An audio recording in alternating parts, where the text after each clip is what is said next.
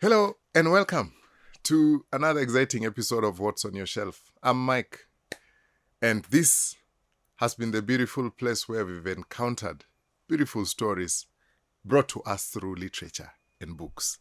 And for the second week, I'm going through the year that was. Remember, as we said last week, that What's on Your Shelf is marking 1 year since its inception.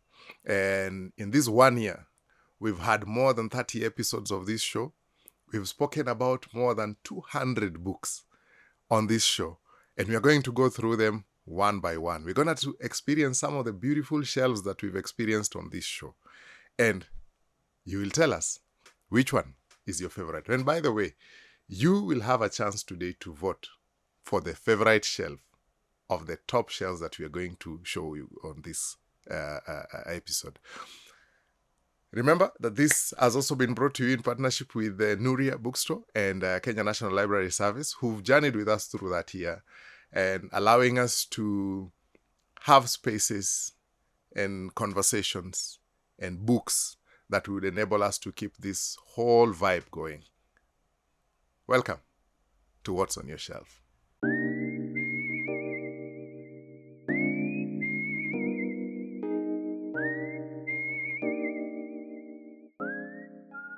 Just to define the show itself, what's on your shelf? I want to say I had the privilege of experiencing the most amazing journey through different people's shelves. And I met all nature and sorts of shelves. But here are some of the top shelves from the experiences I had. So take us through your shelf. And how would you describe your shelf? Yeah, this is my shelf. It's eclectic. It has everything. It has everything. This is actually half of my bookshelf. I left the other half in my friend's house.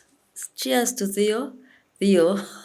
In the UK, we used to call it Africa House because I could not carry all my books back home after my PhD and my postdoctoral research. So I left half of the books there, but these are part of the shelf, and it's like a journey. If you start like from that corner, maybe those are some of the earliest books I had. These ones. Yeah. You can see, and it also speaks to my journey as a person, probably. My journey of knowing myself, my journey of reading. So I think it's after high school, uni, undergraduate.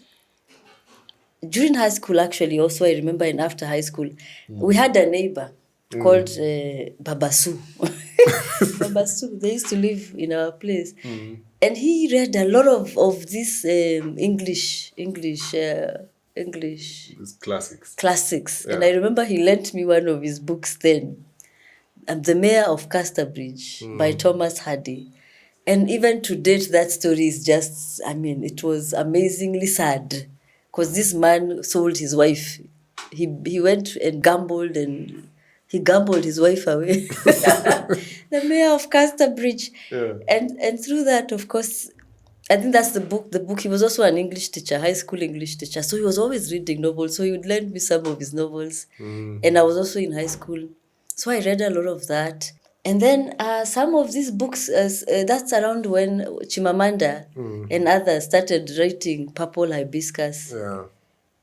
And suddenly we all started reading African writers, African, fiction writers. So whether it was Chimamanda, all this, I think I had read then, people like Buchi Emecheta, some of the earliest. These are maybe the people who Chimamanda must have looked up to in Nigeria. Other African women writers like Buchi Emecheta was there long before. So I would say from the classics, I started reading now African writers' fiction, which I really, really love. And even now, there are many books here that I've still not read, but every time I come across them in bookshops in Nairobi, I buy more. Others are my friends, so I always buy, like Tendai Huchu, the hairdresser of Harare. Yeah, so Alan Mabanku, one of also very, very interesting, from Congo Brazzaville. Yeah. Alan Mabanku. I moved also to the UK into 2008. And one of the things I miss badly, which of course we have here in Kenya, is African Writers Festival. So every festival, there used to be a big Royal African Society, African Writers, so I would always attend. So I bought many of my fiction books there because many of them are signed by the writer, like this one, Jennifer Makumbi, Manchester Happened. She's also maybe the most famous or most, famous probably, writer in Uganda. Uganda. Jennifer Makumbi. So, yeah, the non-academic, those non-academic books that's my journey with them. I'm still with the African writers, Binyavanga Wainaina, our most celebrated also writer. And I must say that how also I knew I can write. I mean, I knew I could write a long time ago, through, as I said, my always writing fiction and nice stories after reading all these books at home and in Binyavanga Wainaina, and also another show, another training. I've attended 2 trainings for creative writers, which I think for me were very profound. And one is AMCA. AMCA is AMCA, like Wake Up, Space for Women's Creativity. And I want to actually urge all young women or any woman out there, AMCA is a space that it helps women write. So if you want to write, if you have some manuscripts or you have some work in progress writing, just please check them out on their website, AMCA Space for Women's Creativity, and go for one of their readings and read your work. So that's how I actually went and first read my first work of fiction there. And then later there was also Kwani used to do workshops for writers, led by Binyavanga. I went there and he said, I think I like how you write, but my work of fiction is not yet out. One day it's coming out. How do you describe yourself? Oh my God, this is my comfort. This is my escape. This is a place where if I've had a terrible day, I will come and look at this shelf and I'll be like, you know what? It's fine. I'm going to be okay. Then I'll go sit there, watch my movies, but I'll always know. Like sometimes I can even watch a movie and just have a book there. I just look at that book. There's something that I feel like books rescue me. They rescue me from my mind. They rescue me from realities. Because life is a mess and we are a mess. Yeah. So, yeah. This shelf didn't start just recently. I started reading when I was in class, I think 3 or 4. Class 3. Yes. Nice. My mom is a retired teacher, and during her tenure in teaching, she used to. There's a time I think there was a project brought by I think the Americans. They wanted each child in Africa to read.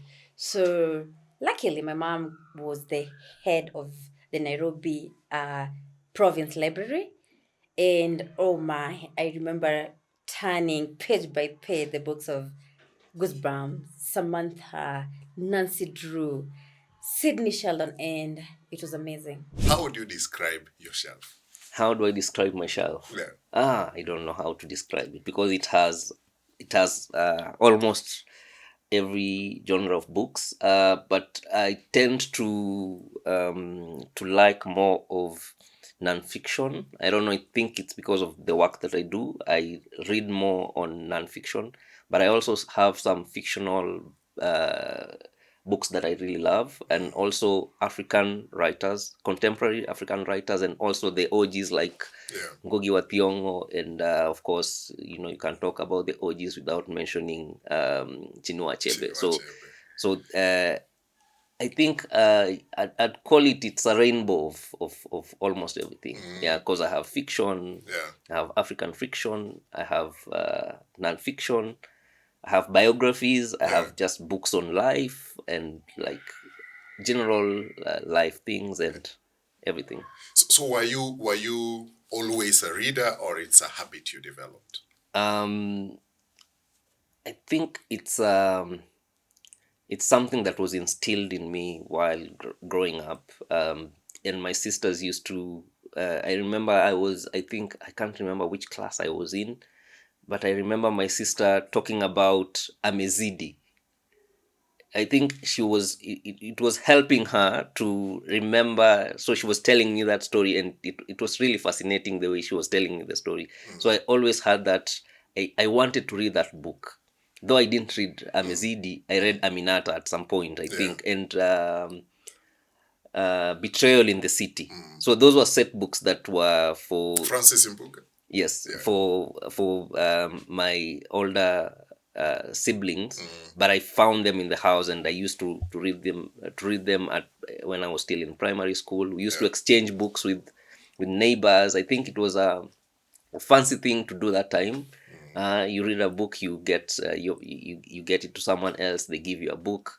We used to go to the library to hang out there during holidays, so that we can hang out with girls and all that. But I think it rubbed on me, and now I don't know. Yeah. This library has impacted lives of people. Yes. I know a little bit about your background and the thing you do, but maybe my viewer or the person listening to this podcast today doesn't have as much knowledge. But just in the briefest perspective, do you have a number that you can place roughly and tell us this place or these books has transformed the lives of about X number of young people? I think maybe if you can say around 400. Around 400. Yeah, because initially I used to have around 600 books, and I lost like all of them. I remained only 22. So also these are just new set of books that I've started since 2019, because I really lost a lot of books to just believing friends, giving them books, and I will read this, I give the book. Some comes, I'll read this, I'm going to university, I'll read, I give them 3-4 books, you see. So they end up like when you start looking for the books, now it becomes a quarrel. So I really think 400 people can be a good number, because that's also with the ones who have gone to the books. And also, for one person, for what I believe is, if I get the knowledge, I always share it around. So one person is always equals to 10 people. That's always my calculation. So, now that you've spoken about how beautiful the shelf looks, Yes. what's on your shelf? Take us through the shelf. Okay. I love doing this tour for anyone who's interested. And I think I arrange my shelf too often. I switch it up often, but this is my favorite setting out of every single model I have tried. I have currently arranged my shelf in sections. Yeah. Okay. So I mean, they're sectioned according to the regions. So up here, these are West African reads. A bulk of my books are from Nigeria, Ghana. So that's this part. And then Is there a particular reason to that? yes, the reason why I gravitate a lot towards these books is, first of all, when I started reading, these are the good books that were accessible to me. When I say accessible to me, I mean the bookstores in Kenya used to stock a lot of these books. So when I started reading books from West Africa, they are the books I could access easily. And I grew to love those kind of stories. Yeah. So I have quite a collection of West African books. Over here, can you help me just move this flower? This one? I have Toni Morrison. And this is a challenge I did last year, where we were doing something called the Completist Challenge. I had a group of about 20 people reading all of Toni Morrison's work in 2022. And the reason I picked this author is because there was this narrative about Toni Morrison being an intimidating writer for a lot of people. A lot of people had read Beloved, maybe, but not the other books. And I just wanted to demystify, because you cannot dismiss an author without ever trying to get through their works. It was a very successful challenge. And we tried again this year with Abdul Razak. That's why I have all his books over here. It's still an ongoing challenge. Wow. Again, another author who not a lot of people had heard about him before he won the Nobel Prize for Literature. So that's that section. And then over here, it's Black American authors. Yeah, just some of these books are quite popular. Like Girl, Woman, Other is one of those books where a lot of Nairobians read in 2020. It's over here. Silver Sparrow, The Color Purple is a very popular book. So these are Black American books. And then over here, let me just move this so I can show. This is my favorite section over here. Wow. This one. These are Caribbean books. Caribbean books have become a recent favorite for me. I think one of the first Caribbean books I ever read was Here Comes the Sun by Nicole Dennis Penn. Throughout my time reading Caribbean literature, I'm still surprised at how similar our cultures are. If you remove the names and the setting, you'd think you're reading about someone in Kisumu or Mombasa. We are very similar in our culture. And I like that they explore themes that people skirt around. Like, for instance, mother and daughter relationships are a big part of Caribbean literature. So I've really enjoyed my time. I try to participate in a challenge called Read Caribbean every June. It's a challenge that was started by a bookstagrammer called Cindy. So I'm having a good time exploring Caribbean literature. And then over here, I have some books. This is the only book that's not fitting in that category, but the rest are Asian books. Okay. Yeah, Southeast Asia. Just funny enough, these are also some of my 5-star reads. Okay. Asian, but also my 5-star reads. This is from Egypt, so I think it belongs up there. And then this is a section I'm quite embarrassed about. This? I feel like, yeah. Okay. I feel like I'm going to ruffle some feathers. But these are books that I started to read and did not finish. Okay.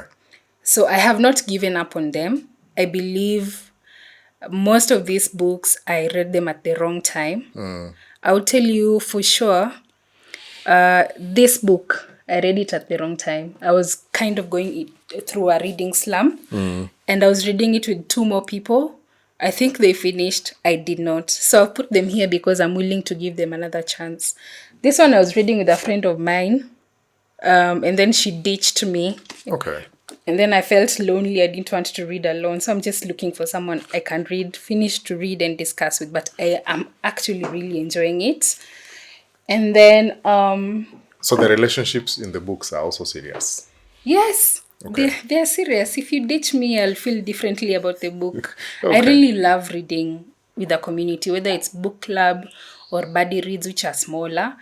So yeah, these are the books I'm willing to get back to soon. Okay. And then at the back, it's just, I have a story for this section also. Can you help me, kidogo?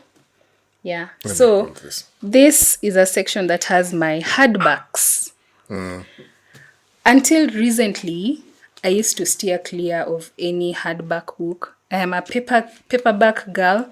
I used to feel like hardbacks are bulky and hard to handle, and I used to feel like I would not take care of the sleeves, and then they'd end up looking terrible. But over the last 1.5 years, my hardbacks collection has grown. So like the conversation we had before when I was telling you, don't ever say, I don't do this as a reader, because your reading tastes, your preferences change over time. So now I actively seek hardback books. Okay. So yeah, these are my hardbacks. I've put them there because I think they look a good stacked up. And then over here is my Kenyan and some East African and Southern Africa, like South Africa, Zimbabwe. Yeah. So that's my collection for that section. All right. And then right here is an adventure waiting for me, because these are all my unread books.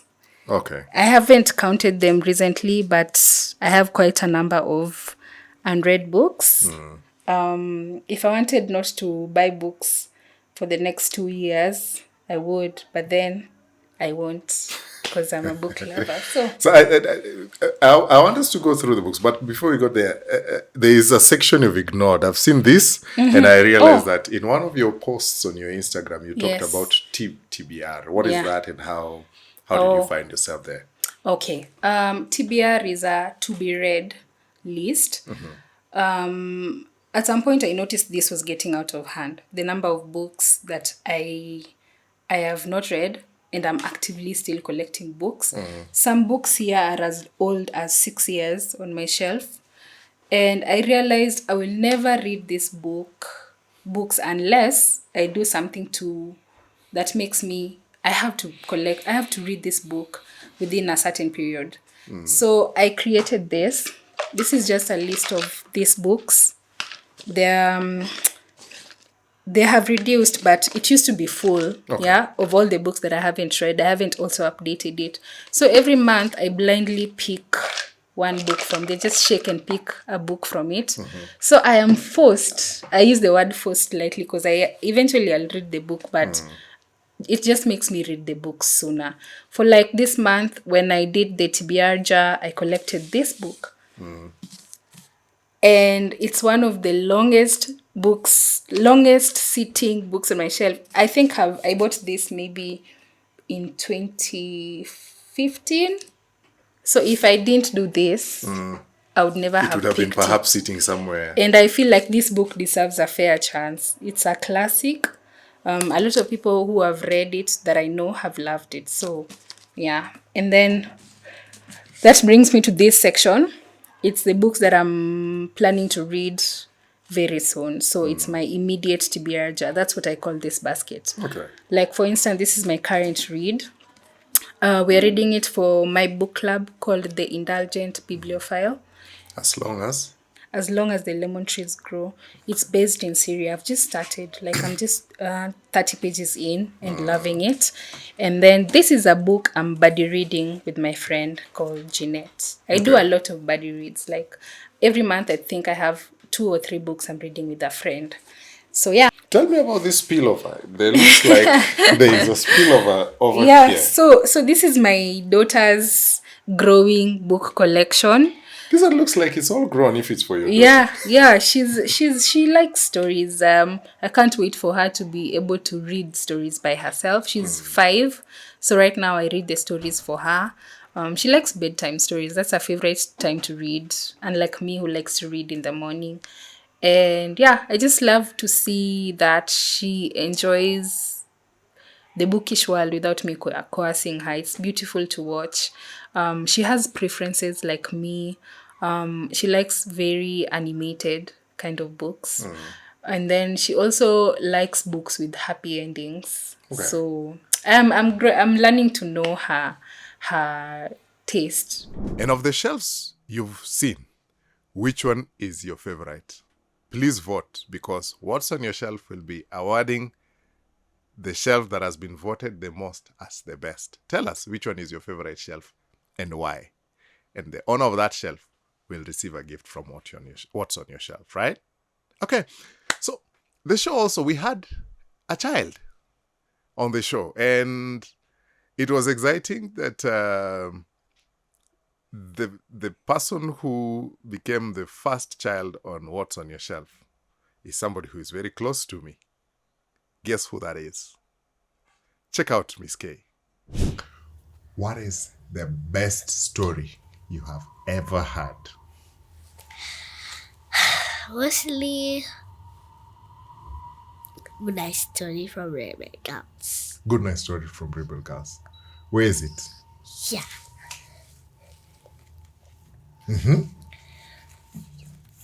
So take us through this book. Which is your favorite story in this book? Let me first look at the content. Which one are you looking for? Michelle Obama. Oh, Michelle Obama is your favorite. Yeah. So as you look for Michelle Obama, why is Michelle Obama your favorite? Before you read for us. Because she was scared and her parents told her to not be scared. Yeah. Okay, read for us, Michelle Obama. Michelle Obama. Lawyer and First Lady. Once upon a time, there lived a girl who was always afraid. Her name was Michelle Robinson, and she lived in a one-bedroom apartment in Chicago with her family. Maybe I'm not smart enough. Maybe I'm not good enough, she worried. And her mother will say, if it can be done, you can do it. Anything is possible, said her dad. Michelle worked hard. Sometimes her teachers told her she will not aim that too high because her grades were not that good. Some people said she will never achieve something big, but because she was just a black girl from the south side of Chicago. But Michelle chose to listen to her parents. Anything is possible, she thought. So she graduated from Harvard and became a lawyer at a big firm. One day, her boss asked her to mentor a young lawyer. His name was Barack Hussein Obama. They fell in love and they got married a few years later. One day, Barack told her that she wanted to become a president of the United States. At first, she thought he was crazy, but then she remembered, if it can be done, you can do it. She quit her job and helped him on his campaign. Barack won the elections twice, and Michelle became the first African American First Lady of the United States. No one is born smart. You can become smart through hard work, is her motto. Wow. That's an incredible story. Yeah. So tell us more about this book. It seems to have very nice stories. Yeah. Mm-hmm. It has 200 stories. 200 stories. What type of stories are in that book? There's Maria Callas. There's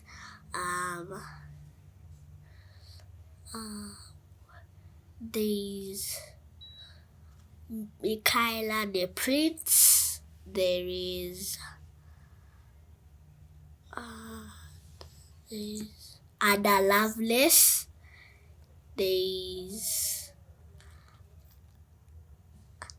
Alec Weck. Alec Weck. Yeah. Yeah, that sounds very interesting. Who was Alec Weck? She was a model. Her story is also there. Yeah. Can you read for us? Okay. Alec Weck. Supermodel. Once upon a time, there lived a girl called Alec who would stop by a mango tree and get a snack on her way home from school. In Alec's village, there was no running water nor electricity. She had to walk to a well for drinking water, but she and her family lived in a simple, happy life. Then a terrible war broke out in Alec's life and changed forever. As the warning sirens wailed over their village, Alec and her family had to run away from the fighting. It was a rainy season. The river had flooded. The bridges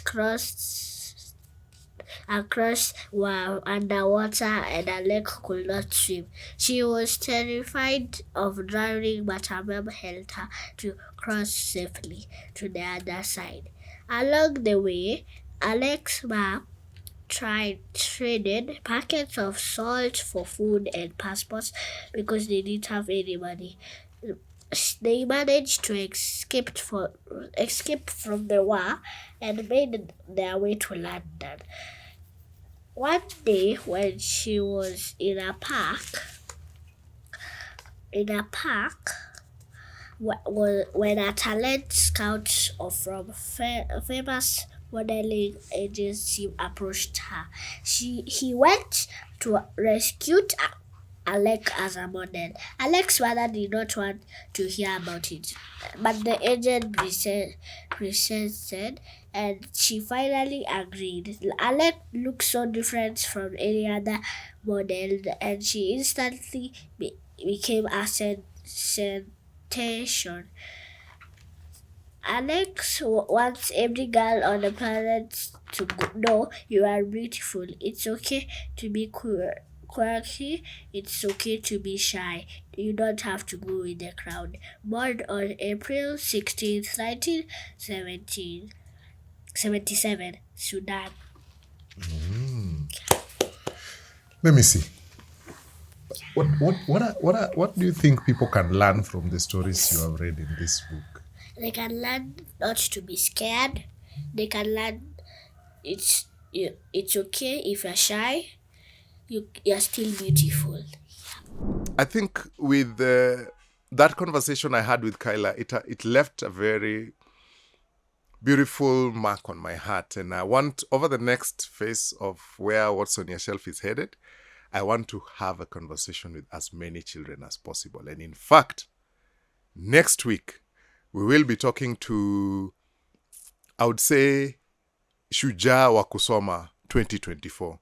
The Kenya National Library Service, in partnership with World Reader, have been organizing a sort of a reading contest. And there is a girl called Rachel, 11-year-old, who's read more than 1,000 books. We'll have her on the show next week. And that also will just be a springboard to all the other conversations that we'll be having with children on literature, right? Yeah. And also just to say that one of the persons that I found in very many people's shelves, take a wild guess. Who do you think? Wangari Maathai. Yes, of all the people I spoke to, of all the shelves we visited, the person who appeared in most shelves was our own Professor Wangari Maathai, whose works to date still remain an inspiration to very many people. Listen to this. Tell me about Unbound. Oh, wow. It is that. Just as it sounds, Unbound. I regret never having met Wangari Maathai. I regret. And I feel like this is a woman I would have loved to meet. Not even just meet, to be in the same room with. Atakama, she's there, we are 2,000 people. To just be in the same air, the same space, same presence, just her presence. I really admire who Wangari Maathai is. And I admire her zeal, I admire her resilience, I admire her strength, but also at the same time, I admire her vulnerability. And for me, I really relate with vulnerability, just the things of shame, you know. And in this book, it's not just a book that talks about her fight for the environment. It's a book that talks about her family. It's a book that talks about her divorce. It's a book that talks about how many times she was arrested, humiliated by the Moi regime. And then you realize, and when we were talking, and I said climate is very political, her fighting for Karura Forest, her fighting for our park, this went beyond it just being a park. It was also about, who are you, you woman? Yeah. You know, how dare you speak? We will show you. And that really affected the way she talks about it in the book. It affected her marriage. It affected her friendships. And sometimes the hard things in life, the things that you have to fight for, sometimes you have to lose. And I was reading that book and I was like, is it that serious? Do you love this country this much that you have to barricade yourself in the house in South Sea with cops surrounding it? Do you love us this much? And I struggle because I'm like, I don't think I can be like her. There is a title that I'm seeing today that is quite different. Yes. The Challenge for Africa. Tell us about the Challenge for Africa. So the challenge for Africa is that... What is the book about? The book about is Wangari Maathai, like bringing her mind all together to write about like the differences ameona in Africa, like places ametembea, places like our governing system, our food system, environmental degradation, So unapata yote ina boil down to leaders who are greedy. Unaona? So unapata leaders who are greedy ndo wanafanya like tunaenda kuona these all misfortunes because they sell out our countries for pennies. Unaona? Like wao wana hata unaona what's happening in DRC Congo. So ni pia ni examples wanapeana hapo, unaona? Like one example tukianza kwanza ya farming, alikuwa in Yaounde in Cameroon. So akiwa kwa hoteli yake hivi anacheki bana mama fulani analima mlima. Sasa unajua kuna places Africa is very hilly, unaona? Ako kwa mlima analima, but yani venye analima the wrongful way. Unaelewa? Analima design yenye mvua ikinyesha itaosha topsoil yote yende nayo. Unaelewa? So ndo alikuwa anasema explain hapo like wasee wetu wengi wame misinformiwa. Unaona? Tulikuja tukatolewa from what we used to practice tukapelekwa kwa vitu zenye si hatuelewi. Unaona? Alafu tukachanganywa sasa hata tuelewi anything.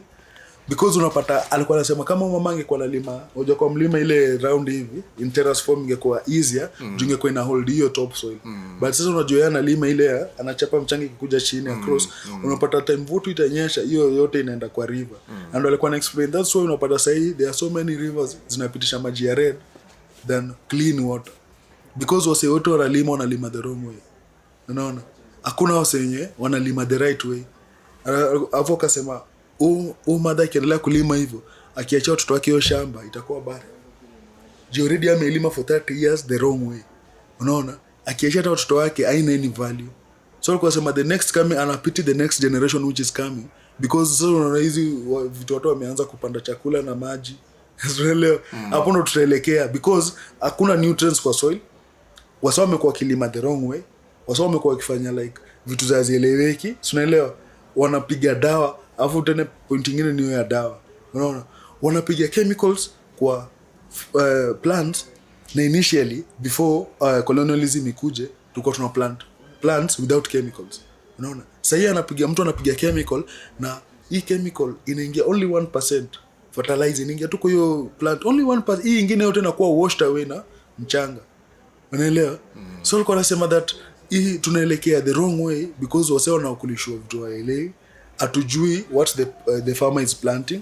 Unaona? Atuko kwa grow. Alafu the other thing ni hiyo story ya food ya soil. Alafu the other thing is that greediness ya leaders. So unapata a lot of leaders they are coming up with like they are selling our country in a very cheap thing. Unaona? Alafu unajua pia colonialism ilifanya dollar iko our currency is very weak against the dollar. So unapata sasa wanaweza pia mtu $20,000 na wakuja wachukue a whole gold mine.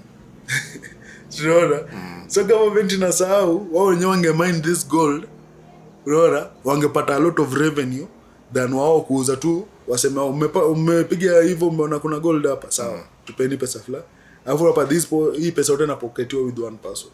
Unaona? So walikuwa wasema also the greedy leadership inatufanya tunakuwa na neo colonialism because tunakuwa in debt na wao wakichukua hido bado wanaibank in the European states hapa huko hivyo ma offshore accounts na inaendeleza wale wase alafu at the same time huko hivyo sasa wetu wanaumia na labda hata hiyo doba zao wangeiba iendeleze Kenya ama iendeleze wakati. We've never thought about it like that we take loans, people steal the money, yes, keep it in the offshore accounts. It is in a certain bank in Europe that is still using that money for their own investment. Yes. Yet sisi hapa watoto wanaumia and we find even there was an experience he was giving like there was a bank in Europe it was failing but only one politician in Kenya aliweka huko hivyo more than $3 billion yenye liba hapa Kenya. So the bank came to a politician. Amemtaja? Hakutaja. Unajua sasa hapo hivyo ataji ni examples tu anapeana. Alafu akasema this country where we have like hii leadership yetu yote we will have watu wenye tu wao wanataka tu pia wao wageta hapo wakule. Unaona? There is no one who's ready to serve. Unaelewa? No one is thinking about serving any other person. Everyone is thinking about how can I accumulate this for myself.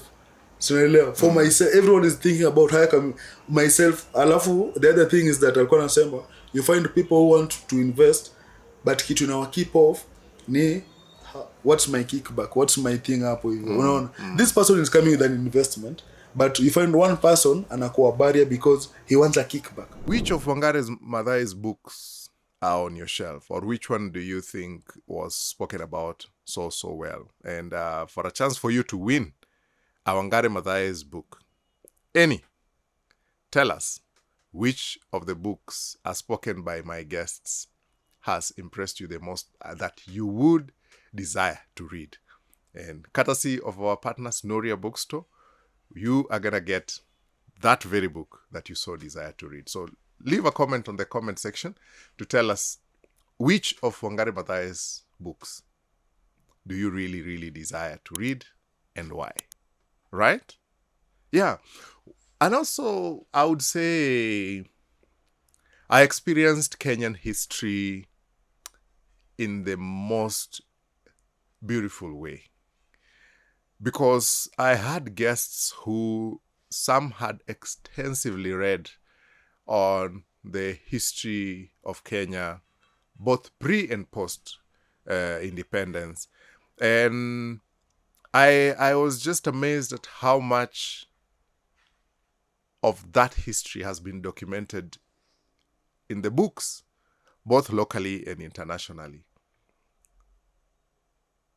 And I had some of these conversations left me with so much thought, because I keep asking myself, do we know the Kenyan history? Have we explored the Kenyan history in a way that it will help us understand where we are at today as a people, understand where we want to go as a nation? But have a listen to this. And Britain's Gulag is a book that talks about that period that we call Mau Mau, the Kenya Land Freedom Army, and what people went through during that time, what people went through in order for us to have the so-called freedoms that we have today. But more importantly, the torture that was inflicted on our people, the number of deaths, the number of lies, the number of stories that were told. The information in the book comes out of the secret files that had been spirited off and taken off from Kenya when we were a protectorate, when we were a colony. There was a 50-year, what can I call it? A 50-year locking up of this information. And in 2004, around that time, these documents had been released. So these secret documents that were never supposed to see the light of day. I guess at that time they thought 40, 50 years we'll all have forgotten. Yeah. She got hold of them, and I think she was doing her PhD, and she wrote her PhD and then did some programs for the BBC. I think she's American. She may be Canadian, I'm not sure. But she wrote this book out of her PhD, and it's graphic and it's hard reading, but it taught me so much about my people, so much about the history that had been hidden from us, so much about the pain that, when I say that, there's been so much silence and we are so wounded, it's because of things like this that we don't know about. And even when we do know about them, we don't talk about. Yeah. What does this book tell you about our history? That our history is so filtered, that our history is extremely dark, that our history needs to be told, not just in Kiswahili and English, but in our own local languages, adopted, for everyone to understand. Because when you talk it out from your own mother tongue or from your own native language, it's able for you. I mean, you are able to understand the depth, the sadness, the wars, the sound of bullets, the sound of, all those guns. I mean, when your people were being killed in the fight for, independence, those kind of soldiers who were sent to, to Burma to go and fight there. I mean, they died as soldiers there. They were buried there. So it gives you a perspective of how war has been something inbred, and of course we have the collaborators being persecuted by your own people, to just make the Britain feel part and parcel of the system. So it's a good book for those who want to learn about history, but it is a very sad read at the end of the day as well. Yeah. It always amazes me to date how such a small island, and Britain is exactly half the size of Kenya.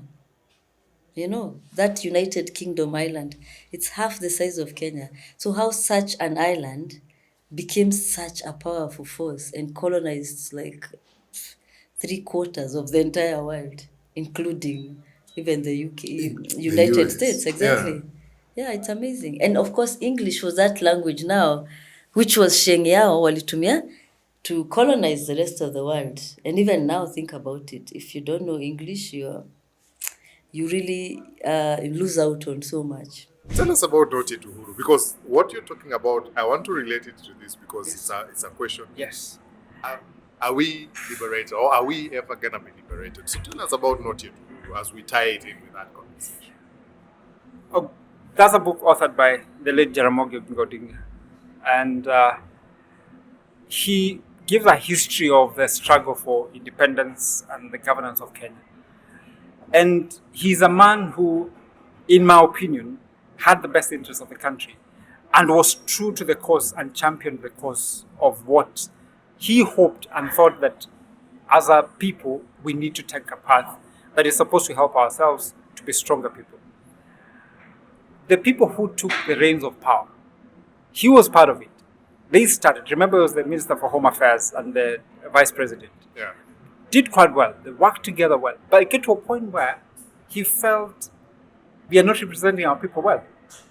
And he was branded a socialist because he kept going to different places looking for academic and scholarship opportunities for young people.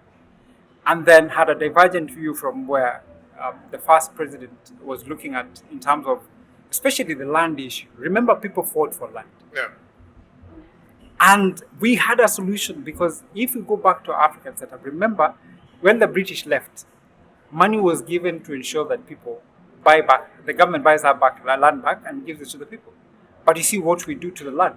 We decide to ship people from where they are supposed to belong, take them to Rift Valley, and it's created a problem. We have Kikuyu people who are taken to Lamu. Remember, in 1977, I'm almost digressing, but it's related to that. Yeah. Kenyatta tells people he's going to bring Matingatinga to the coast. In 1978, he comes with almost 7,000 Kikuyus. The ones who are in Peketoni, Lamu, if you know. Yeah. Because if you know your history, you will realize that there are so many of them. Yeah. And they have suffered the brunt of a decision for people to not be very honest with us. Because why didn't we give the people whose land was yanked away from them? Because we were compensated for it. And that has created a problem to date about land. The land issue in Kenya that's part of the problem with Odinga and Kagia. If she died a poor man because he was trying to fight, to stay true to the cause. And then you have issues in 1969 where it becomes obvious now that Odinga has disagreed totally with the president of the day then. Did you ever have a chance to go through the Ndugu report? Sorry? Did you ever have a chance to? In bits of it, Yeah. in bits of it. But there is a big problem in the land issue. But we don't want to talk about it because if we were to be true to that, the land report probably it has some solutions to our problems. Do we need to be honest to that? I don't think we want to, because it doesn't serve the interest of some of us. I don't think we should use the GMO. It makes us lose. Of course, it has its dangers just in terms of messing up with the genetic makeup of the crops and of our vegetation, but also in terms of most of these GMOs are foreign owned. It's like getting a copyright or getting something that someone owns a copyright for. At some point, they can start charging you for you to use this. You need to pay this. and they own it. You have to pay it, otherwise you don't use it.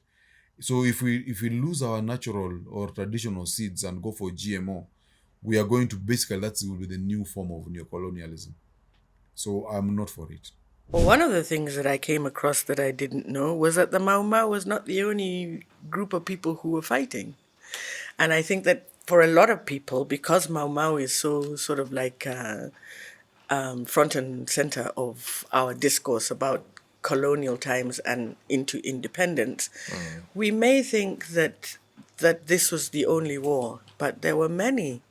There were many, many wars among the Nandi, among the Taita, there were people fighting everywhere. And when I wrote Kigezi Ndoto, the play that we were talking about earlier, that's one of the things that began, because I wrote Kigezi Ndoto around the same time. I wrote it in 2005. And it's one of the things that began to be important for me to reveal, because although the play, a book can go into a lot more detail, but the book is supposed to evoke conversations. And the way that I do my work is when I perform, I often leave time for discussion with the audience. So people will tell me things or tell us things or tell the audience things that have been, yes, my people or my grandfather or my someone used to say blah, and that would find its way into, because the play was actually a living piece. So when we learned things, or when we found audiences who corrected things, because we were getting most of our information from the internet, we would rewrite and include it in subsequent performances. So that was one of the things that I learned. The other thing that I learned was the men came back beaten. One of the things that I say, and I say it lightly, but I kind of mean it, when they say that Nyeri women are horrible, and I'm from Nyeri, so I'm a Nyeri woman, and Mumbi was from Nyeri.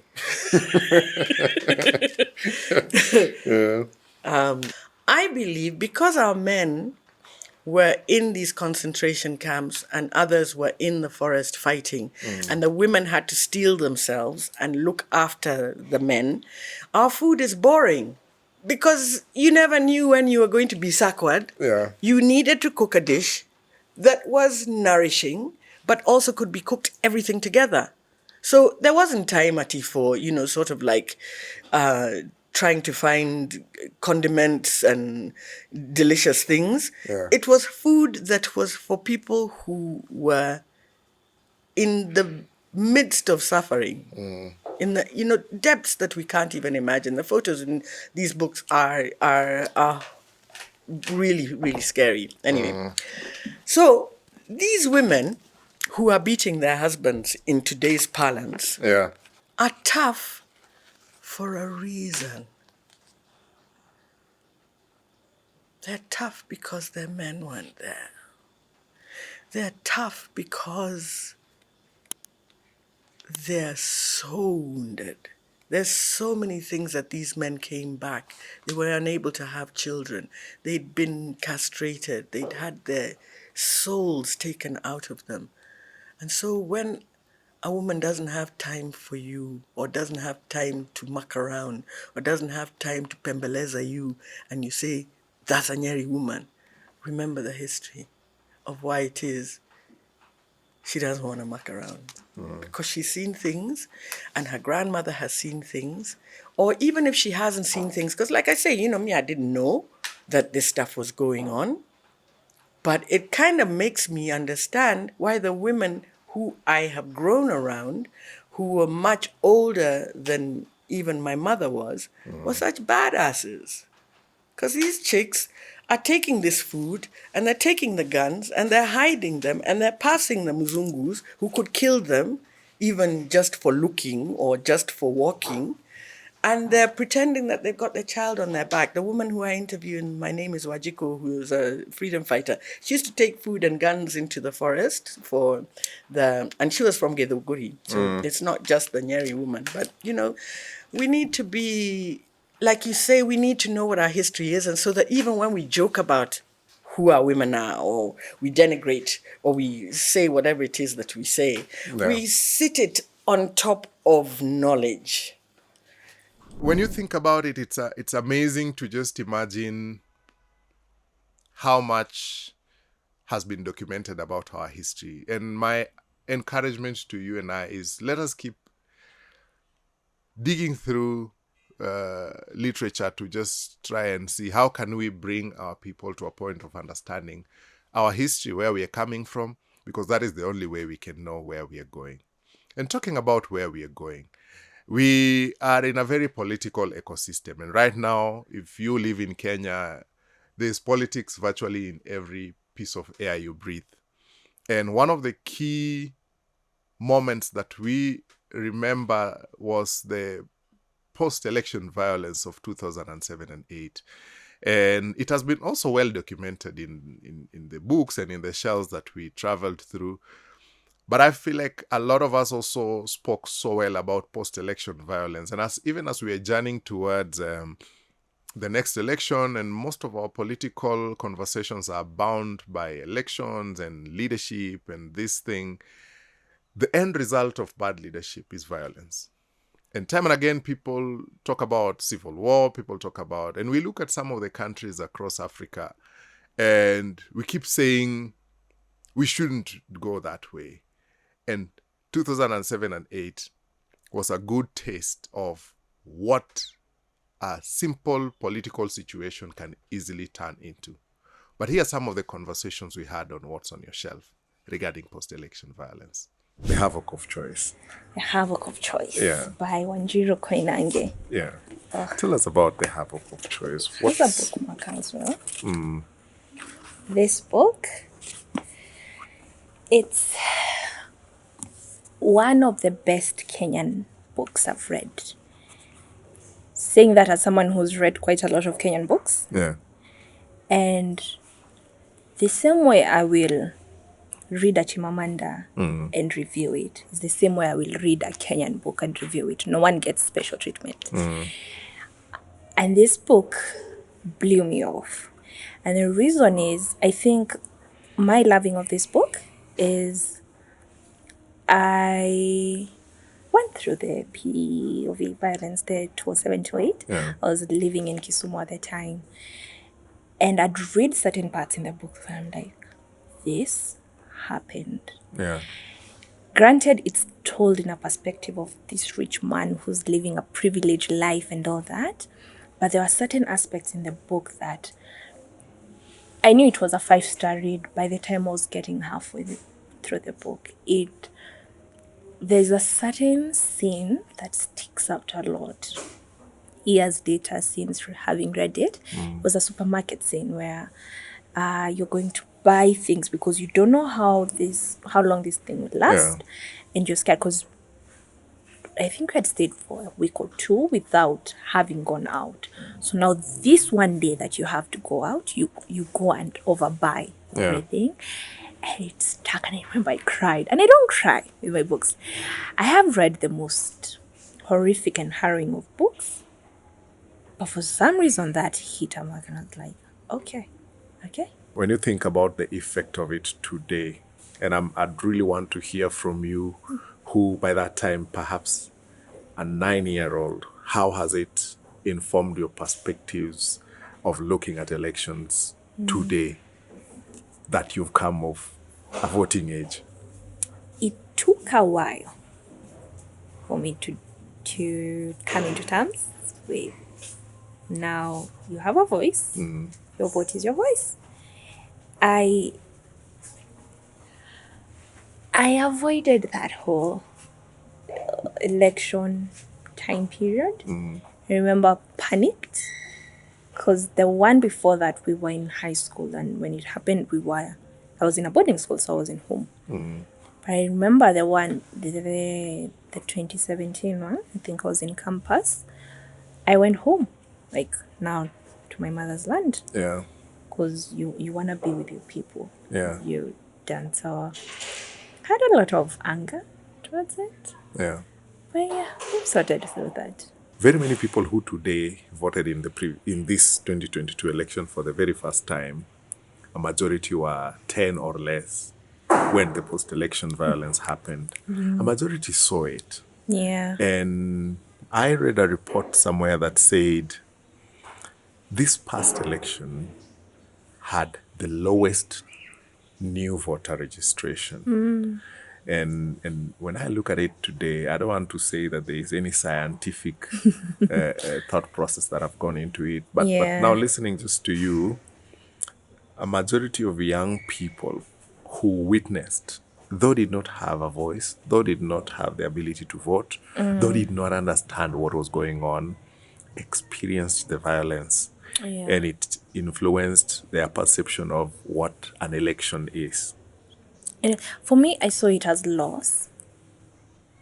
We were affected, but not to the extent other people were affected. Yeah. But my loss came with, I lost your home, I lost my friends, because that year is the year my family, we moved to Kisumu that year.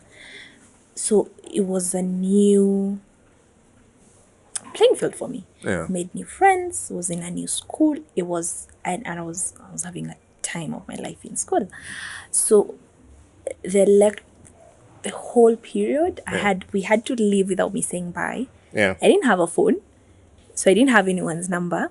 Funny thing, this year and last year, I've connected with 2 people through this Instagram thing. And they're like, hi, are you Faye?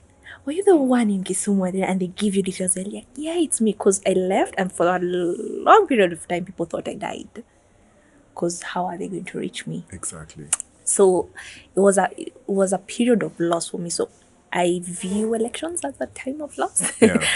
Unfortunately or fortunately, the 2007-2008 post-election violence has made all of us to be aware, like most people are aware. Like you can already see red flags, and you can already, people speak about it, because at the end of the day, the most affected people during the post-election violence were the communities, the people in the mtaa. Yeah. It's not someone in Karen, or they were affected by not being able to buy airtime or to walk into their favorite supermarket. But the people who were affected, who were injured, people who lost family, people who lost property, were the people in the mtas, in Mathare, in Kibra, like if you go to Western Kisumu, Kondele. Yeah. So, and I tend to believe these people are aware nowadays, are more aware that if things escalate, we are the ones who are going to face the music. So there's always that conversation. I know even during this, during the Maandamano, when things were escalating in Kibra, there was a church which was burned, and there was a mosque, I think, that was attacked. Yeah. The community came together very fast to have a conversation about what is really happening and who is causing this, because at the end of the day, there are some people who come to cause it and make it look like it's a community thing, but it's one person who wants to bring that chaos. So I feel we are more aware, but you can't tell. But because sometimes we ask us, what is the balance? Because you also don't want to feel like I am the non-participating citizen. When people are walking around in civil protest and they are voicing their concerns on maybe bad leadership or like, for example, right now, everybody is feeling the cost of living. It's skyrocketing. Commodity prices have skyrocketed. And sometimes you don't want to be the one who remained in the house when other people were out there. But from your writing, from your experiences out there in the fields, what is the role of a citizen in such situations? I think citizen, we play different roles. Like the way you're saying, like your work, through your work. You're highlighting a corruption incident, you're highlighting a case of police brutality. I think that is your way, because at the end of the day, we all want a better country. We want to make our country safe. We want to make our country work for us. So every person, I think, works in their own way, because there are people who cannot go out to a protest because of probably the previous protest they went to, it turned violent, or even if it's not violent, then they don't have the capacity to go to walk out on the streets, but they voice their concerns, because we have like the public barazas, we have like there's also talking to your leaders online. There's so many ways you can reach out to. You can voice your concerns and make the country work. So I don't think we are limited to, say, protest, that I have to go for a protest for me to make my voice heard. I want to support the person who's going for the protest, but mine, I'm doing A, B, C, D. So all of us can participate, but in our different own ways. Okay. We live in a world where we're so woke. We overthink things. Like now I'm overthinking everything. How am I seated? How am I talking? How am I, And we care so much about these things. I don't know whether it's because there's so much noise that happens. And I just think that, and to be honest, even just going to the streets, if people are called to go to the streets, I'll think about so many things. I'll be like, wait, ni wapi? Navaa viatu gani? Okay, ni route gani? Kina nani wanakuja kwa hiyo nini? Kwa hiyo protest? I'm going to think about a lot of things. I'm going to overthink so many things. I feel like people like Wangari, it was, what is it? What's the issue? Let's go. Let's go do this. No. We cannot accept this. It's such an admirable thing. There's a lot of shame that comes with it, because the shame of defeat. Then there's a lot of fear of, I'm going to lose something. You can lose your life. You can lose your job. Nowadays, we live in an age where against the government. Everybody's on their phone. So you're there on the streets, you're protesting. Then your boss somewhere who's partnering with the government be like, listen, why are you going to the streets? Why are you going to protest? And there's a lot of fear that comes with it. But then there's a lot of, I think, privilege and comfort. Honestly, something that I also have. So it's a dicey one.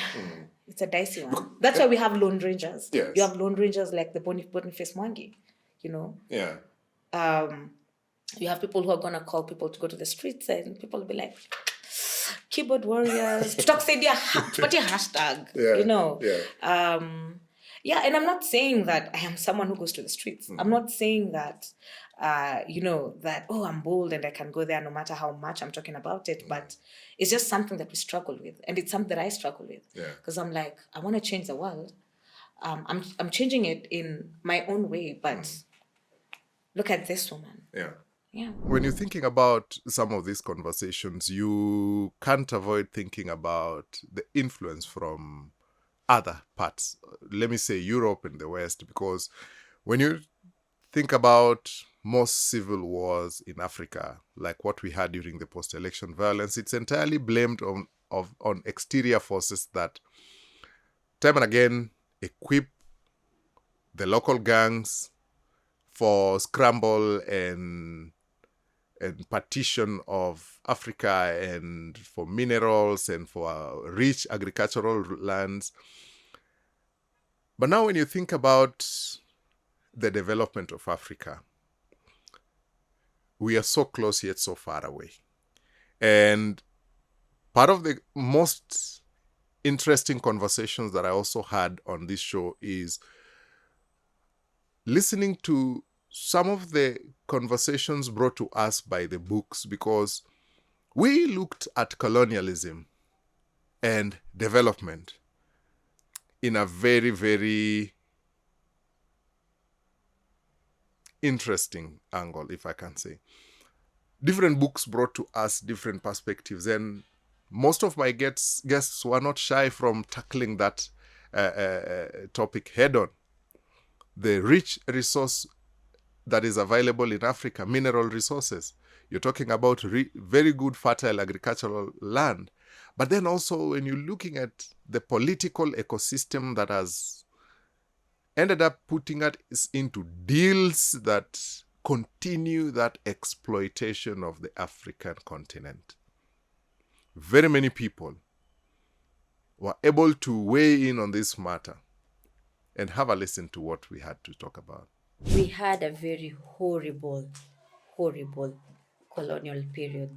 And nowadays we talk about the mind.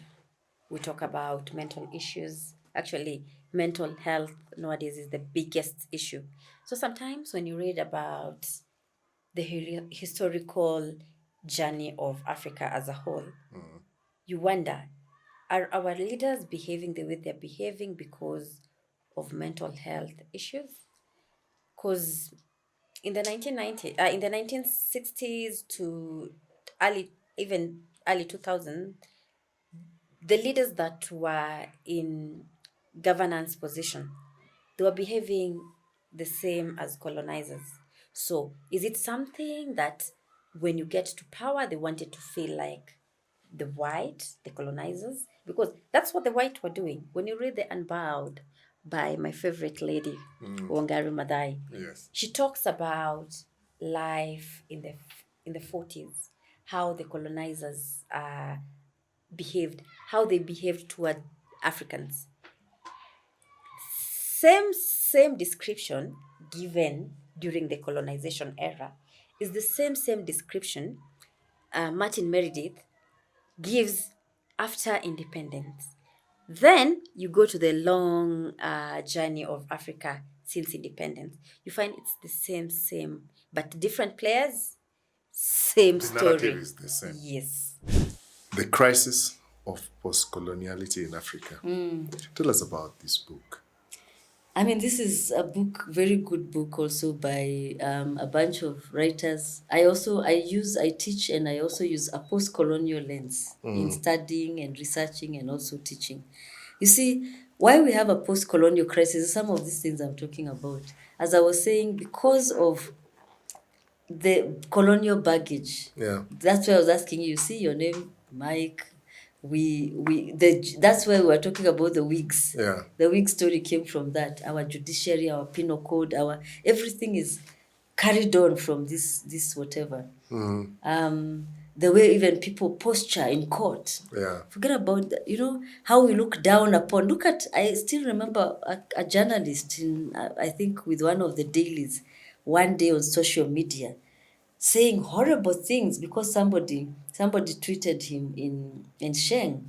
And this person really tried to put down the person in Sheng. And it's like, oh, you have to speak good English. And the rest of us, of course, were there, Twitter soldiers telling him, good English, my foot.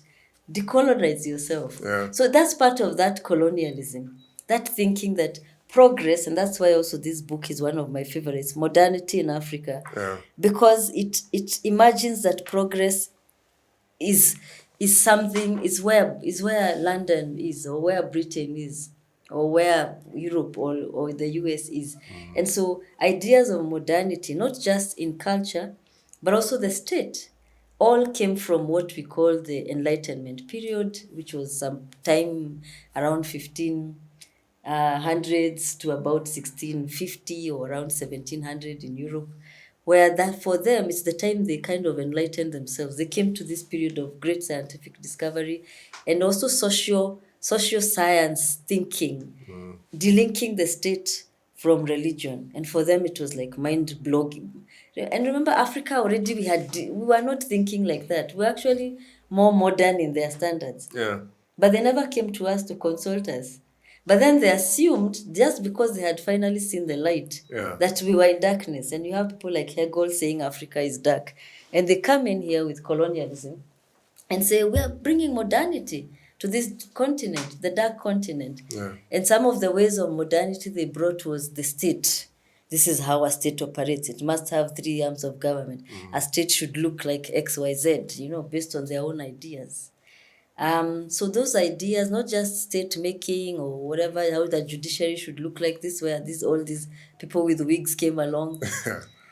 It was sad idea of justice, That's why then justice was to do with an eye for an eye, based on their own ideas, retributive justice systems, where there's an offender and there is a victim.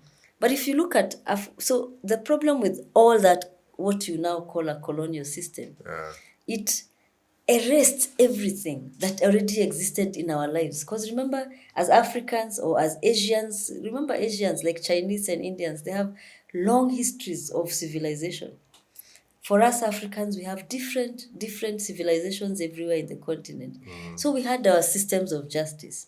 If you go among everywhere, whether it's in northern Kenya, I teach a course on those kind of things, on decolonial justice systems. Like in the Kamba, I've just learned from one of my students, they had these courts called the Mba. People had courts, you know, the Kikuyus had the Kiama, and Luos had, I'm sure, their own systems. Dual. So all these justice systems existed, and the justice systems were meant to reconcile And during check. Of course, now all these patriarchs have taken over these systems and kind of corrupted them for selfish gain.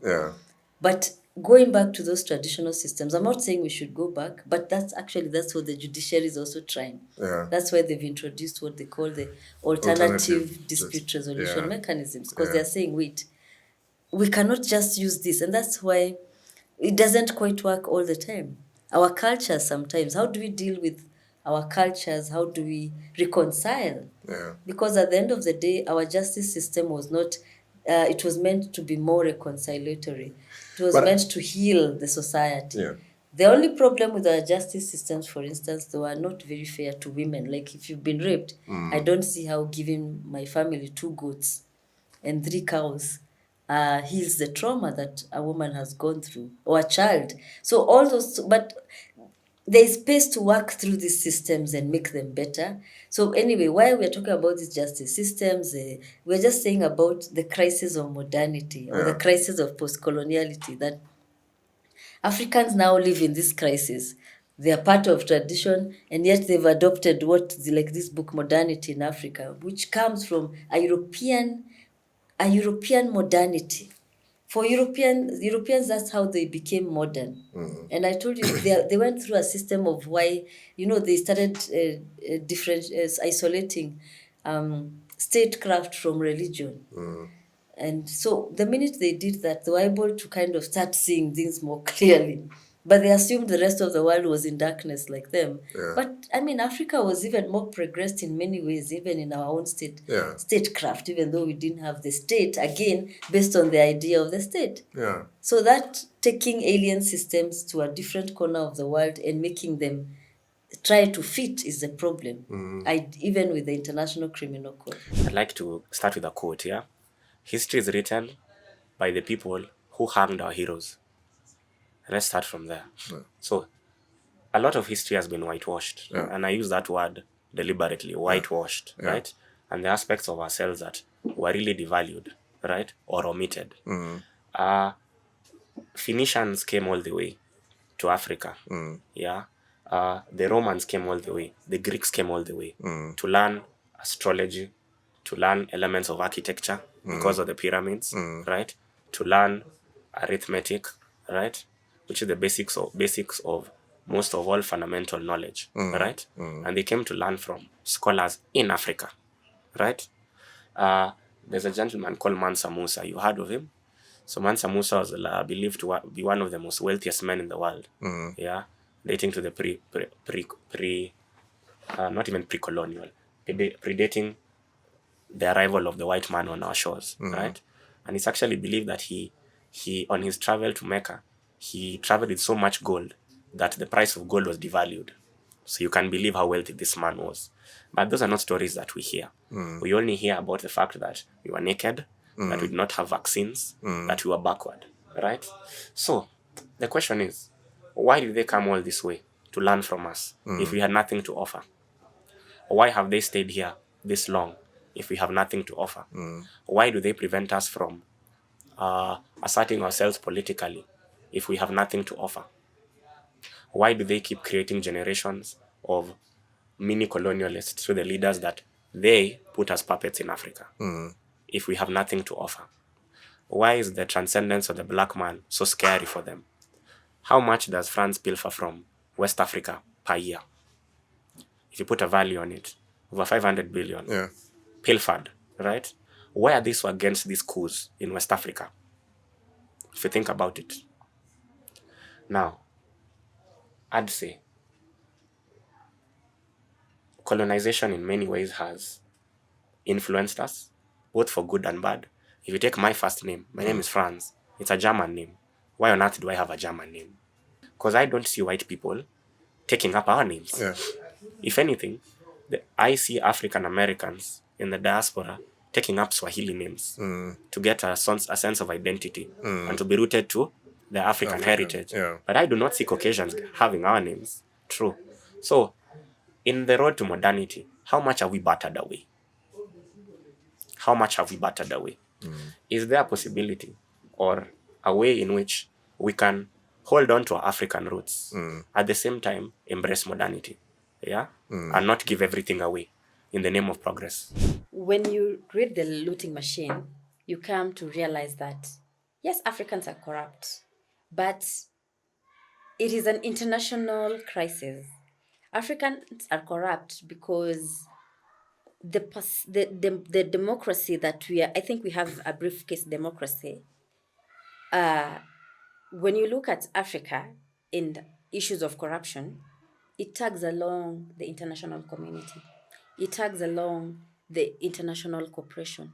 It tags along even sometimes the international organizations. And you wonder, is this an African corruption way of life, or it's an international crisis? Because when you peruse through The Looting Machine, you will realize a lot of these multinational corporations, they partake in the looting of the African mineral resources.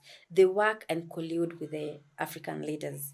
So then corruption becomes relative. But when they say that Africans are corrupt, they normally forget to mention these international corporations. They only mention African as a state. They mention various states, but they forget that these multinational corporations, they have their host nations. Some are from the US, some are from the French nation, some from the West. So I feel we live in a world whereby corruption is a global crisis, and we don't talk about it the way it's supposed to be talked about. We only blame where the perpetrators, but we don't blame the other faces of corruption that are normally hidden from the international sphere and the media. Yeah. But when you think about all those things, you keep asking yourself about this phenomenon that people talk about, the world being a village. Is it truly a village? Because there are still so many disparities. There is still a lot of exploitation, I would say, of Africa and persons of African descent. And one of the key things that came out strongly, I think, in some of the conversations is how it is difficult to travel while you're black. And very many people, the conversation on racism and the perspective that people have on people of African descent is quite shocking. But here are some of the conversations we had on the show on that topic. Tell me about traveling while black. Traveling while black is the essays from Nanjala Nyabola, just talking about her experiences and giving it more context about how it feels, or how certain nationalities or certain people from various parts of the world are treated when they're traveling. There are things that you'll be asked, for instance, just starting from the point of visa application. The things that you're asked that some nationalities are not asked, especially if someone is from Europe, they're applying for a visa to Kenya. It's like a straightforward case. But if assume today you want to apply for a visa to go to, say, Sweden or France, the amount of documentation that you will be asked, it's like, sometimes I usually joke that sometimes they would prefer to see your grandmother's birth certificate or something like that. And those are conversations that Nanjala is talking about, how she has faced that. And it doesn't stop from there. You get a visa, and when you're traveling, you are also required to prove that you intend to come back. I can remember, like, my first time I traveled was for the award, for the Thomson Foundation Award to the UK, and I think that's why I relate so much with the book. I had been given a visa by the UK embassy, like I had all the rights to travel, but at the airport in Doha, the guy who was checking on our passports, the moment he saw my passport, Kenyan, and he shouted to the lady who was making us board the flight that ensure he has a return ticket. Don't allow him in if he doesn't have a return ticket. Like, she has to ensure that I have to come back home. But in my opinion, the moment the UK government granted me the visa, it is not the place of the airline, because I was passing through Doha because I used their flight. If I was using KQ, it will have been like Nairobi, London. Straight to London, yes. Yeah, so, and those are some of the conversations that she's talking about. Like, you have to prove yourself more when you're traveling while you're black. So, and she also talks about the refugee issue, the migration issue, of how the Africans who have been crossing to Europe and the treatment that they're getting. Some boats are turned back, and thousands have been dying at sea, like the unfair and unjust treatment they're getting. And it's an interesting book and interesting conversation that she started. I realized I was black when I entered the German, because I didn't know I was black. It's I won't say it's so much like the USA compared, like the Black American history and the German, but in German it's systematized. You don't see it.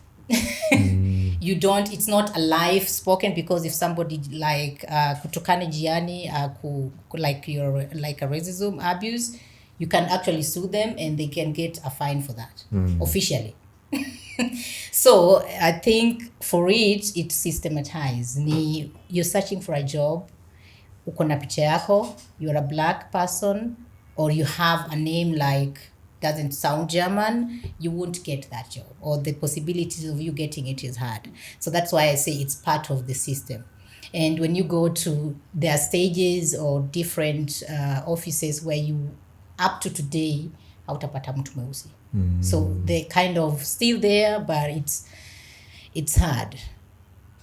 And depending also on where you are. So it's like always telling, if you come there as an immigrant, you have to know places. There are places or regions that it's higher.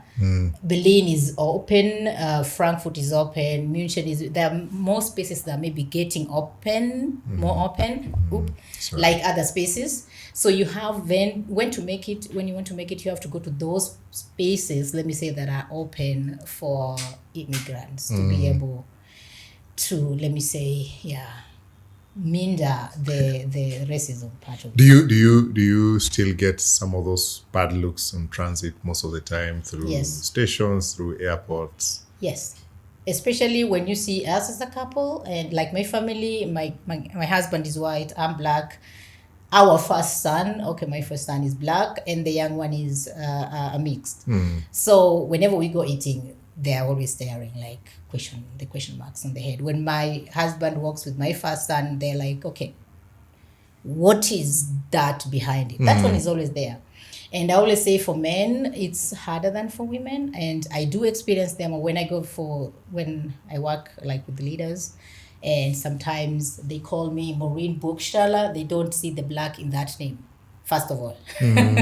So they call me, and we are like, they're expecting a white Buchstaller, and then I come like that black. You see that surprise.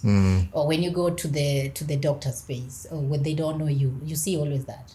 And for me, I accepted it, because I always say, I think racism is another thing. Discrimination happens to everybody else, everywhere in the world. We have the Luos, the Luyas, the Kikuyus. We have it always. Also in Kenya, I would say. But the racist part of it is what hurts me more, when I think, because I'm black, I can't change me being black, and you discriminate me because of that, I have a problem with it. But when you expect me to be that white and I surprise you, and I make sure I surprise you positively, then you're like, oh, Then- Impressive. Yeah, then I'm like, I want to change that narrative for them thinking, okay, every bookseller is a white guy. No, it could be a black, and that black person could be also good. Going to study in the UK, and especially in Cambridge, which was quite white, it's when I realized, yes, thank you, I am Kenyan, I'm African, but everybody just saw a black person, that black woman, that black girl. That's all they know. Oh yeah, and I was the only black person in the building then, before my other colleague from South Sudan came to town, and an Ethiopian. But I was the only black person, and actually it hit me. Actually, yeah, I'm black. I never thought about it seriously because I lived in Kenya. Yeah. And it's when I embraced a lot of my blackness, and through that I also started a movement there, co-founded a society called the Black Cantabs Society, where we started documenting the lives of black people who had been to Cambridge, but they were invisible. So you sit in these huge halls that have these huge, like almost that picture, huge pictures of white men hanging over you, and white old men, and one maybe white woman. And then I would ask myself, what is this place? There is no black person who ever studied. Why can't we have pictures of also ourselves? And I started a movement because of that, and a society. And one of the proudest moments was actually having the first Kenyan who studied in my college, which is called Queen's College. His story was written on the website, and he's a very, very celebrated insect entomologist, scientist, and he studied at Queen's in my college in Cambridge in 1959. He started ISIPE. If anybody knows ISIPE is the most important insect research center in the entire Africa, and it's right here in near USIU in Kasarani. Yeah, ISIPE, and his name was Professor Ransley Odhiambo, right? But he was not being celebrated anywhere, yet because of him, so many farmers in Africa had been able to achieve food security because he had brought all these non-biological ways of pest controls through his research, through bringing money together, researchers, and setting up ISIPE. Yeah. But he was nowhere to be celebrated. Now, when you think about those factors, and you're thinking about the economy, you're thinking about money, you're thinking about wealth and resources, there's still some work to be done. But also, just to remember that we can't conclude the show without remembering that there were a lot of people also on What's on Your Shelf who spoke about money and business. How do we make money? How do you make money sustainably in the business ecosystem? And even to those who are employed and the people who are building revenue and resource. We had amazing conversations regarding money. Listen to this. This is the old version of the Blue Ocean Strategy. I read it and katika, but I also have the new version here, the Blue Ocean Strategy. So it's one of those particular books that changes your mind, especially as to how you think around business, because I'm in that particular innovation space. It's a book that I encourage, especially if you're in business and you're trying to build a product or you're trying to build a business, you need to have your hands on it. It's a book that gives you hindsight, because it's a book based on research and gives you a metric as to how exactly you can make yourself different. So the whole thing about Blue Ocean Strategy is about the red ocean and the blue ocean. The red ocean is a market space that's a lot of competition that goes into place, and then the blue ocean is how exactly can you make yourself different as compared to the red ocean. Every industry has a red ocean. We're all competing on the same things, but what different are you able to do in order for you to ensure that your business or your products you're doing is actually of value to the client? And one of the elements about the blue ocean is not about, it's about how can you offer the highest value at the most moderate or least cost to the clientele. Because the client wants to receive a value, but this value has to be attached to a cost that's actually also, what's it called? Affordable and also significant to them. Yeah. And primarily it's also about the metrics that you actually look in a particular industry, and how can you curate a different kind of metric to make you stand out in every particular kind of business. So I think it's one of those books, every once in a while I reread it, and I never want to even give it out, but I always recommend it a lot, because it's one of, if you want to get into business, if you want to be challenged in terms of how you think, I think it's one of the books that you need to read. What I'm holding in my hands is a best-selling book, a personal money nuggets workbook. Yes. What is your core message in this book? my core message is that irrespective of your income levels, you can all enjoy a lifetime of financial well-being. It is not about the amounts. Irrespective of your income level, you can enjoy abundance. So the message in that book, and I wanted to put it in 52 weeks, like you can consume a nugget a week. Every week. Yeah, now that you are not taught about money, can this become your first money class? To know how to budget, to know how to invest, to know how to handle debt, to know how to plan for your retirement. What is your money personality, for example? You see, when you go to the doctor, they'll tell you you are sick because either you don't take a lot of water, please start taking enough water, start eating healthy, start taking the number of walks per day, start drinking the number of glasses of water per day. They give you a prescription. This is also a prescription guide for your money. You need to budget. You need to know your money personality. You need to put order in your money.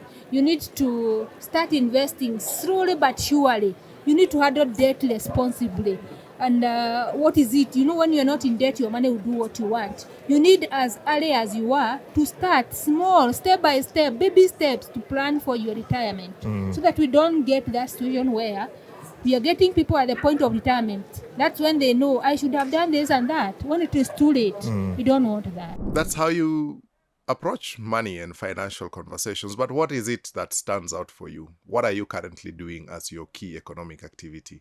And who do you think we need to bring back on the show to educate us more regarding money?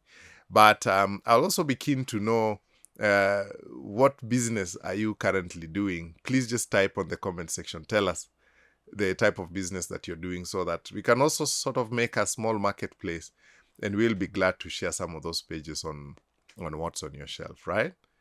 Yeah, and also one of the key things that I cannot avoid talking about is that we had a lot of conversations on self or personal development.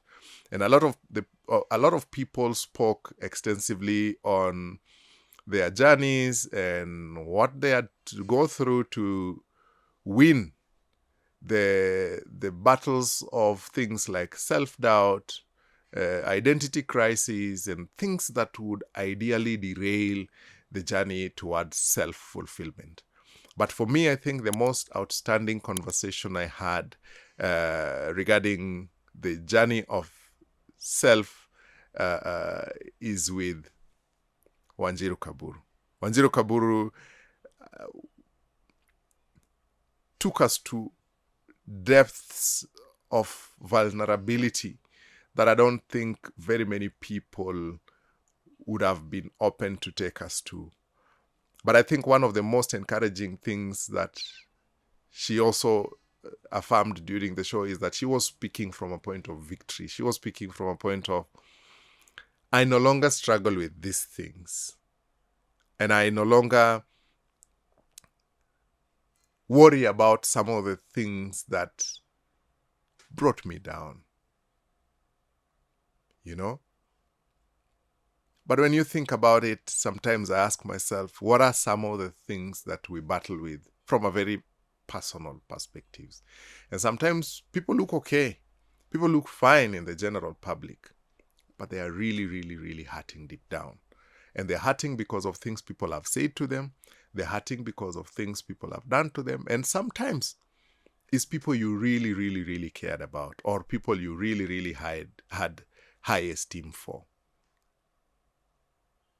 But also, this was the very first show that we were hosting at the Kenya National Library Service. And our partnership with Kenya National Library Service has allowed us to also use their facility. They have very beautiful auditoriums, by the way. If you have an event that you want to host, if you have a thing you want to do, please check out the Kenya National Library Service facilities. They have very good, and they are very, very, very affordable. You won't believe the amounts of money that are being charged. They have auditoriums that can host from 100 to 300 people. Other than that, also are supporting the counties to just establish the county libraries, and with their guidance as the national custodian of the library services, they offer guidance. They offer a lot that you can find out on the website knls.ac.ke. But anyway, back to Wanjiru. When I picked this book, when I went through the foreword, I saw things that now pushes you to want to read even more. There is a part where the person who's done your foreword, Dr. Stanley Mwenda, who says, Wanjiru's high school principal called her devil. She went ahead and became that, a devil to mediocrity and complacency, devil to inattention, devil to naysayers who crossed her line, but an angel to herself, to those who understand her, to those who depend on her counsel. The definition of devil, for me, was the very strong part of that statement. Was it how you looked at yourself? Was it how somebody referred to you? Was it what made you look at it from a devil's perspective? I looked at it that way because that's what happened.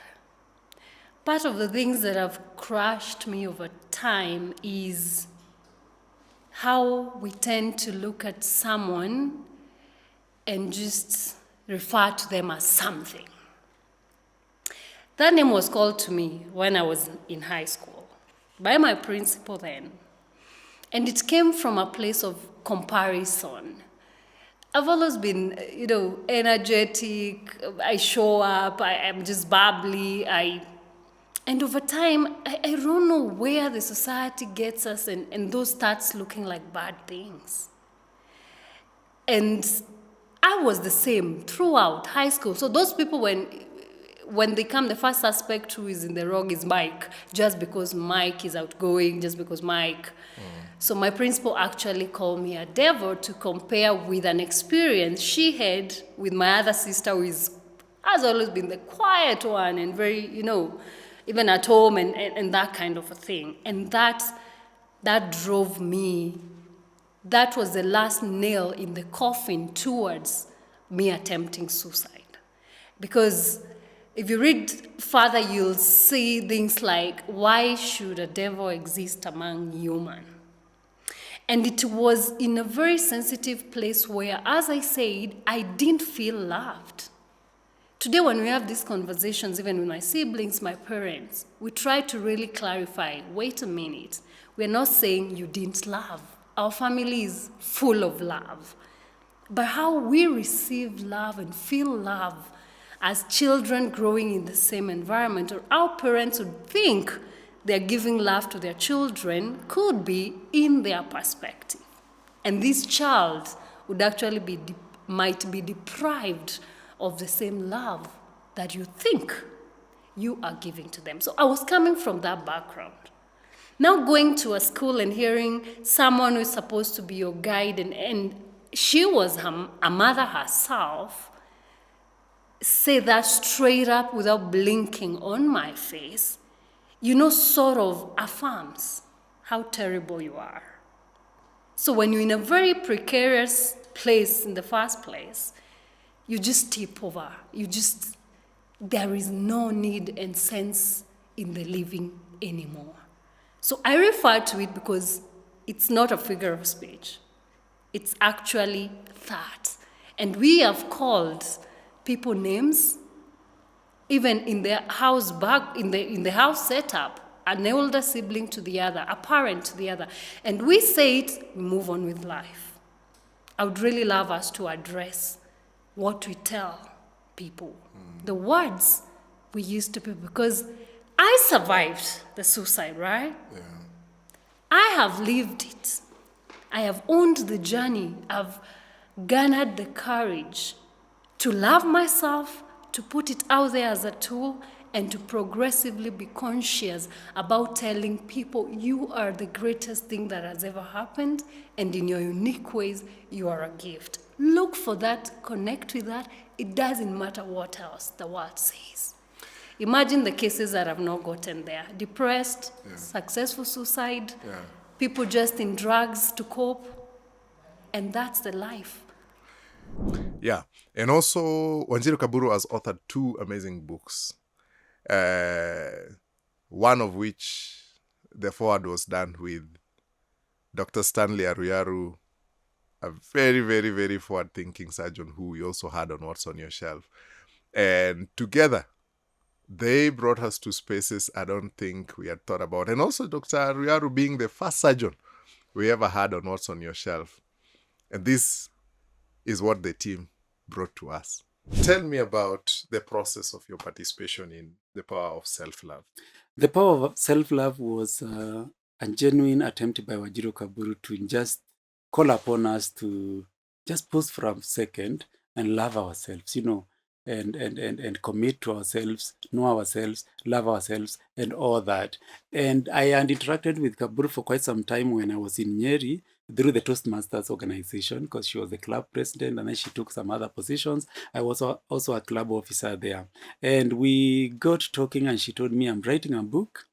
I don't know who is going to write for me a forward. And just casually, jokingly, I told her, I can write for you the forward. I didn't know the content of the book. And then she told me, I am done with the book and I feel I have covered whatever I needed to cover. Here is the manuscript. Can you write a forward? And suddenly I felt like saying I was joking. Because suddenly now the weight was on my shoulders. Yeah. And I read that it was very moving. It had parts that were really showing the vulnerable parts of the author, Yeah. and going back to the challenges at home with our society, all that.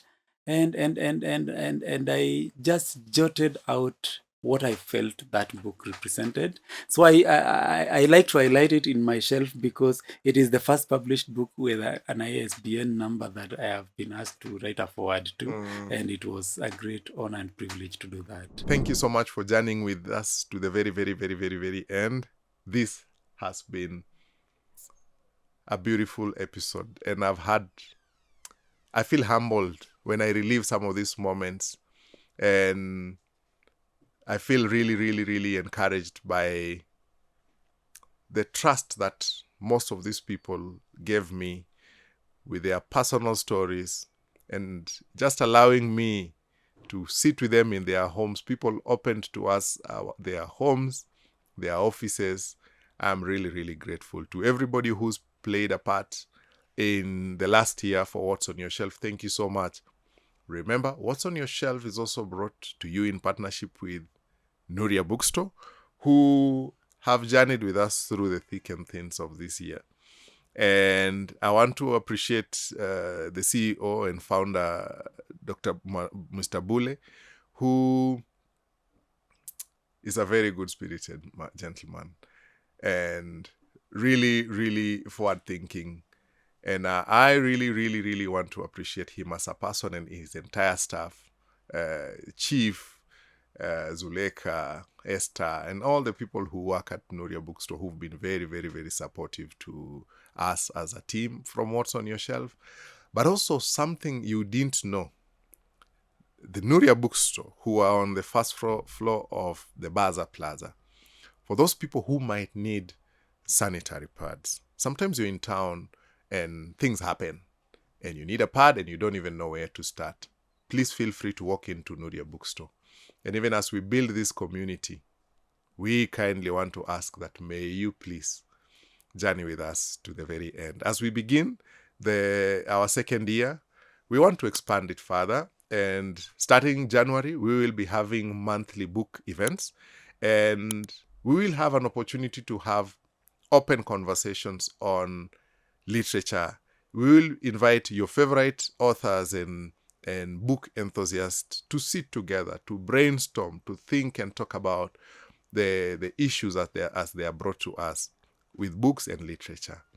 Thank you so much for journeying with me to the very end. Have a blessed week and see you again on the next one.